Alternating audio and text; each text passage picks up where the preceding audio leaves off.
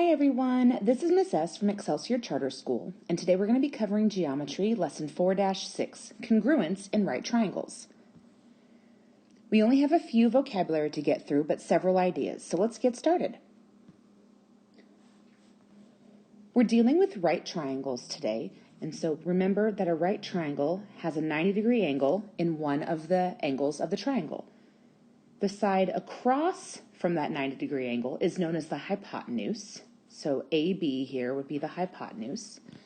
And the other two sides, the sides that actually form the right angle, are known as the legs of a right triangle. So you have two legs and one hypotenuse.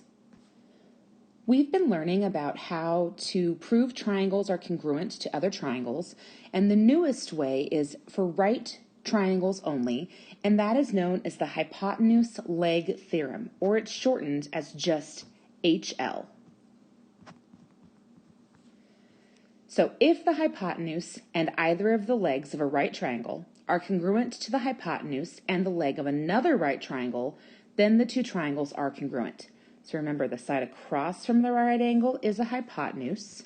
So if our two sides of each of these triangles are congruent, the hypotenuse, then if we also have a leg of each of the right triangles congruent to a leg of the other one, then you can prove these two triangles are congruent by HL. So now you actually have 5 ways to prove that triangles are congruent. You have HL, you have SSS, you have SAS, you have ASA, and you have AAS.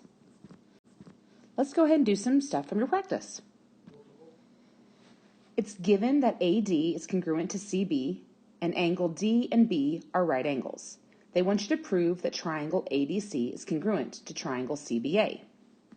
I often find it's helpful to highlight the triangles you're trying to use in different colors. So we're trying to prove that the green triangle is congruent to the yellow triangle. Since they want us to do the proof, I went ahead and put the steps down here. So it starts out with angles D and B are right angles. And this information is information that they've already given to us. So the answer is given.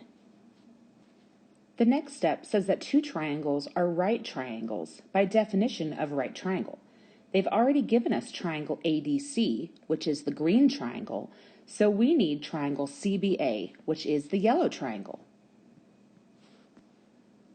Our third step says that AC is congruent to itself, AC, and that's always the reflexive property when one thing is congruent to itself.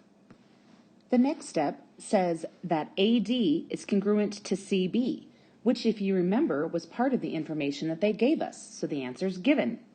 And the last step wants to know how the triangles are congruent. So if you look at the green triangle here, we have one side, we have one angle, and we have a third side here.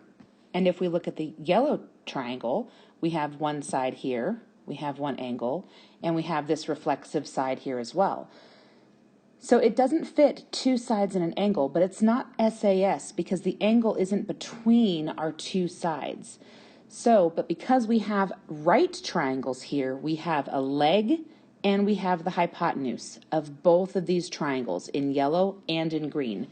So these are congruent because of HL.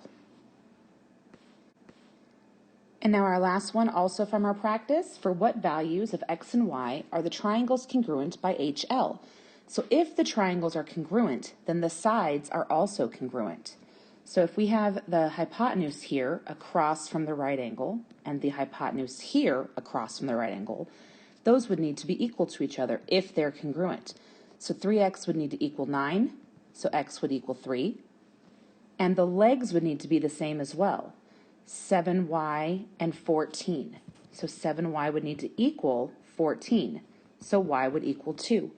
So since they asked us for the values of x and y, the answer is x equals 3 and y equals 2. Good luck, everybody. I hope you guys do great.